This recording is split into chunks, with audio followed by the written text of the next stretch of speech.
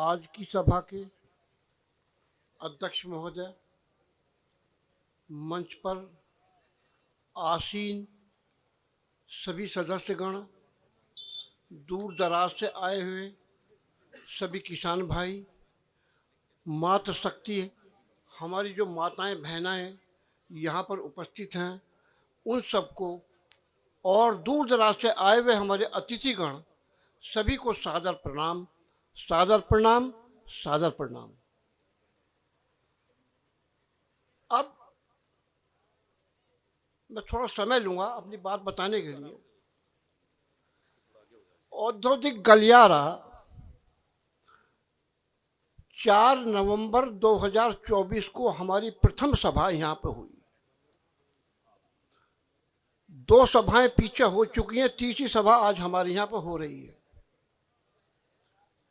औद्योगिक गलियारे में हमारी जमीन जाने का जो दर्द हमको हो परेशान कर रहा है,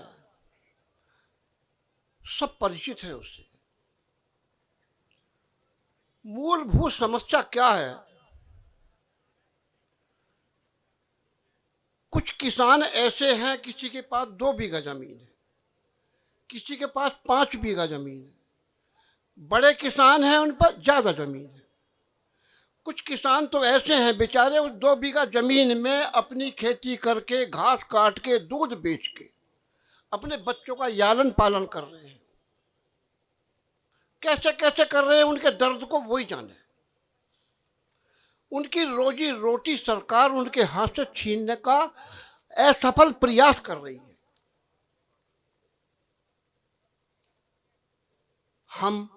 हमारी सबसे बड़ी समस्या यह है कि हमने ऐसे घर जन्म लिया है कि हम खेती के अलावा दूसरा काम कोई कुछ कर नहीं सकते।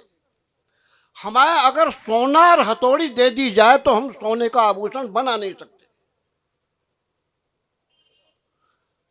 हमसे कह दिया जाए कि तुम गंडासे चाटो, हम गंडासे चाट नहीं सकते, क्योंकि हमने, हमारे बुजुर्गों ने शुरू से लेकर के आज तक और अपनी खेती की जो कुछ भी करने धरने की व्यवस्था थी वो सब हमको सौंप दी। हम खेती कर सकते हैं, खेती से अपने बच्चों का लालन पालन करा। आज वो छिन रही है, हमारे हाथ की रोटी छिन रही है।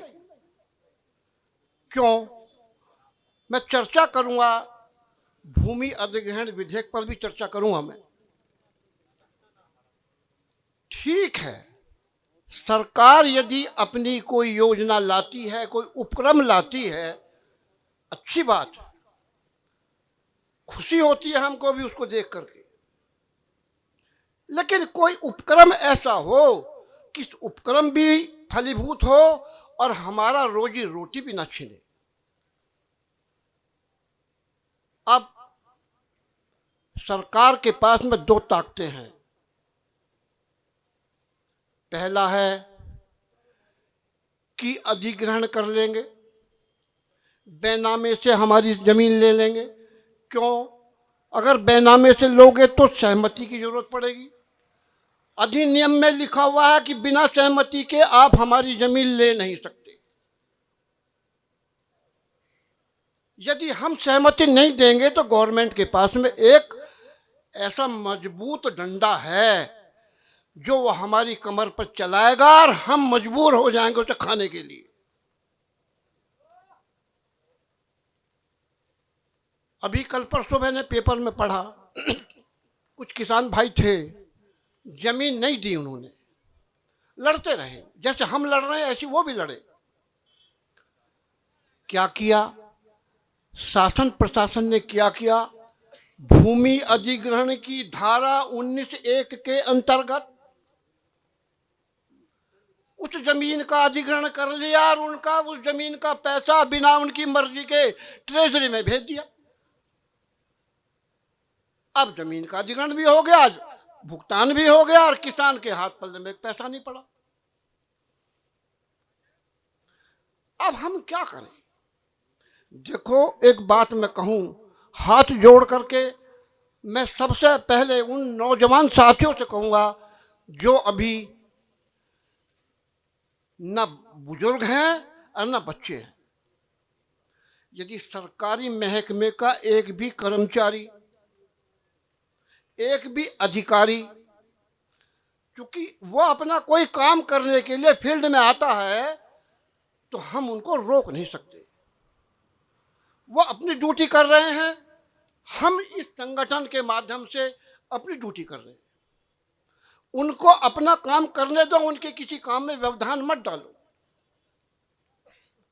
हम अपनी इस मंच के माध्यम से अपनी आवाज बुलंद करके शासन प्रशासन के कान तक पहुंचाएंगे, ऐसी पहुंचाएंगे कि हिंदुस्तान के बाहर भी, देश विदेश में भी हमारी आवाज जाएगी। हम कमजोर नहीं हैं। ठीक है, किसान के घर हमने जन्म लिया है, लेकिन हम अनपढ़ भी नहीं है।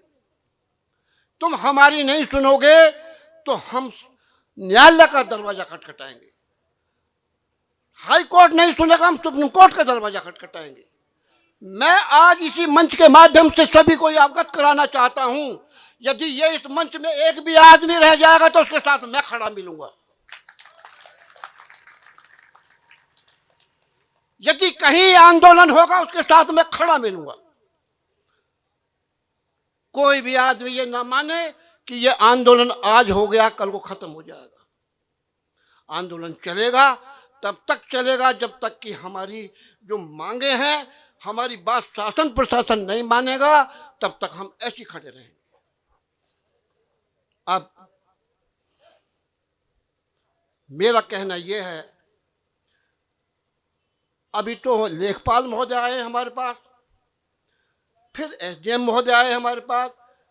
जब जिस दिन एसडीएम साहब आए थे तो मुझे संदेश मिला मेरठ में, मैं किसी काम से मेरठ में था, तो मैंने वहीं से संदेश भेजा, बड़ी शालीनता के साथ में एसडीएम साहब की बात सुनो,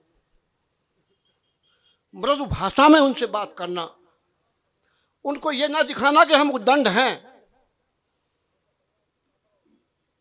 ठीक है, यदि कोई हमको छीनेगा, हमारी रोटी छीनेगा, तो हम जबरदस्ती उसको रोटी नहीं देंगे। अपनी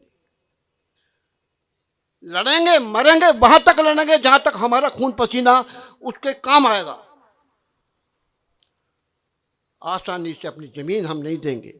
अब मैं औद्योगिक गलियारा क्यों हम विरोध कर रहे हैं, इसके बारे में भी चर्चा करूं।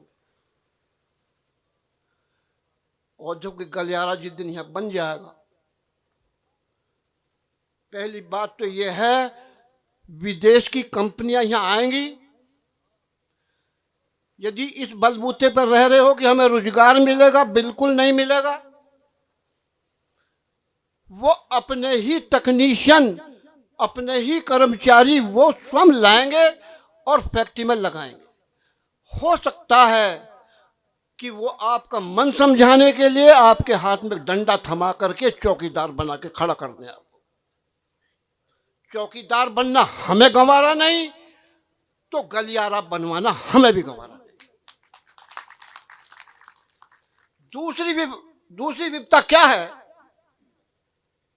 औद्योगिक गलियारा जिस दिन बन जाएगा, उससे जो कचरा निकलेगा, गंदा पानी निकलेगा। मैंने पिछली सभा में भी ये बात कही थी, जा करके झांक के देखो कौल गांव में, कौल गांव वाले पानी पीने के लिए अब जो नल ट्यूबवेल उनके लगे थे, पानी पीने लायक नहीं रहा उनका। उस पानी के कारण वो आज चर्म रोग से पीड़ित हो गए। यदि ये गंदा पानी हमारे इस भूजल को गंदा करेगा, तो पीने का पानी हम कहां से लाएंगे? हम भी कौल जैसे हो जाएंगे। उन औद्योगिक फैक्ट्रियों से जो धुआं निकलेगा, सरकार, हम अगर खेत में पत्ती जला रहे हैं गन्ने की, तो हमारा चालान कटेगा, हम पर धाराएं लगा दी जाएंगी, हमको पुलिस अपनी अभिरक्षा में ले जाएगी। और फैक्ट्री से धुआं निकलेगा तो कोई दिक्कत नहीं, कोई प्रदूषण नहीं हो रहा, क्योंकि वहां तो सरकार की मिली भगत चल रही है। घुसपैठ है अंदर खाने। हमारी 100 रुपए की संपत्ति 1 रुपए में खरीद के उनको तुम 1000 रुपए में बेच दोगे, गला हमारा काटोगे, क्योंकि हम तो अबोध। इन्होंने तो ये समझा कि ये तो गाय है, कसाई काट देगा इसको। हम नहीं कटेंगे, नहीं कटेंगे, नहीं कटेंगे। अब मैं तुमको थोड़ी सी अधिग्रहण की तरफ को फिर लेके जा रहा हूं। आप जाकर के झांकर देखो नोएडा में, नोएडा वालों का भी संघर्ष इसी आपसे मिलता जुलता ही है। उनकी भी जमीन ली जा रही है। उन्होंने भी कहा, मैंने पिछली सभा में भी कहा, उससे पिछली सभा में भी कहा, मैं आज फिर तीसरी बार दोहरा रहा हूं अपनी बात को। अधिग्रहण को पढ़ो, उसमें एक व्यवस्था यह दी गई है कि जितनी जमीन आप हमारी लोगे उसका 10% भूखंड हमको आप दोगे।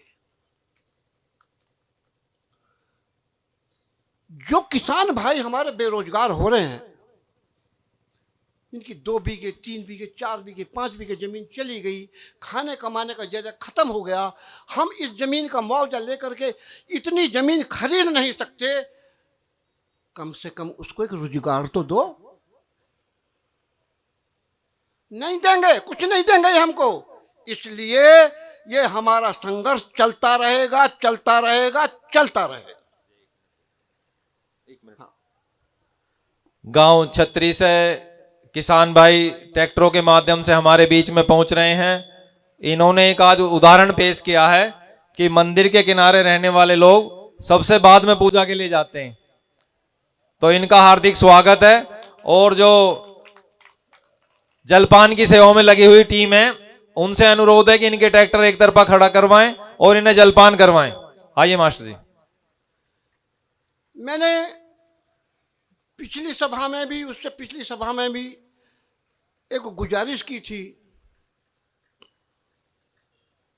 आंदोलन हमारा चलता रहेगा, जब तक चलता रहेगा, जब तक हमारी सरकार प्रशासन नहीं सुनेगा। लेकिन हम सभी भाइयों से निवेदन करते हैं, हाथ जोड़ के निवेदन कर रहे हैं कि हमारा आंदोलन अनुशासित होना चाहिए। कोई भी ऐसा काम ना करे। देखो, पुलिस के पास में 2 प्रकार की रक्षाएं होती हैं, दो प्रकार की रक्षा पुलिस के पास में है। एक हमारी सुरक्षा, और यदि हम कानून का उल्लंघन करेंगे तो हमें फिर ये देंगे अभिरक्षा। अभिरक्षा का मतलब अपनी कस्टडी में लेकर हमें बंद कर देंगे। हम ऐसा कोई काम ना करें जिससे हमें अभिरक्षा इनके द्वारा मिले। चंद शब्दों में विराम लगाते हुए मैं ये कहूँगा कि देखो, एक बात रह गई। अभी ये आंदोलन चल रहा है, लगभग आज 39वां दिन है। कल परसों बारिश भी हुई, हमारे भाई साथी जो यहाँ सो रहे थे वो भीग भी गए। मैं उन जिन साथियों को जो भीगे हैं, ऐसा नहीं है, एक रात को मैं भी सोया था यहाँ पे, जो साथी हमारे भीगे, मैं उनसे हार्दिक हाथ जोड़ करके निवेदन कर रहा हूँ, वो हतोत्साहित ना हो, उनके साथ हम खड़े हैं और खड़े रहेंगे। धन्यवाद। बहुत बहुत धन्यवाद मास्टर जी। असल में कुछ बातें यदि गहराई से बतानी पड़ेंगी तो समय लग जाता है। कई बार ऐसा लगता है लोगों को कि लेकिन कुछ बातें यदि हमें गहराई से आप तक पहुंचानी है तो उसमें समय लगेगा। और गांव छतरी से जो हमारी मातृशक्ति आई हुई है धरने स्थल पर, इनका हार्दिक स्वागत है। और जो साथी हमारे सड़कों पे खड़े हुए हैं, बाइक सड़क पे खड़ी कर रखी हैं, इनसे हमारा हार्दिक अनुरोध है, साथियों आ जाओ। आप देवेंद्र भाई किस लिए खड़े? प्रधान जी आ जाओ, मंच पर आ जाओ, मंच पे। और हिमांशु गुजर गांव लोटई से आए हुए हैं, इनका हार्दिक स्वागत है, इनके साथियों का स्वागत है। ये मंच पर आए और अपना स्थान लें।